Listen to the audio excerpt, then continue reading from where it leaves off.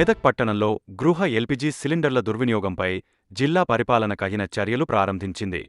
జిల్లా పౌర సరఫరాల అధికారి నిత్యానంద్ తెలిపిన వివరాల ప్రకారం ప్రత్యేక తనిఖీలు నిర్వహించారు. విజిలెన్స్, ఎన్ఫోర్స్మెంట్, సివిల్ సప్లైస్ అధికారులు మరియు తహసీల్దార్లతో 3 ప్రత్యేక బృందాలు ఏర్పాటు చేసి హోటళ్లు, టీ పాయింట్లలో విస్తృత తనిఖీలు చేపట్టారు.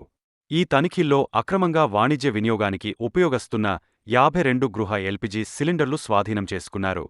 నిబంధనలు ఉల్లంఘించిన వారిపై ఎసెన్షియల్ కమోడిటీస్ చట్టం 1955 కింద కేసులు నమోదు చేసి చట్టపరమైన చర్యలు తీసుకుంటున్నట్లు అధికారులు తెలిపారు.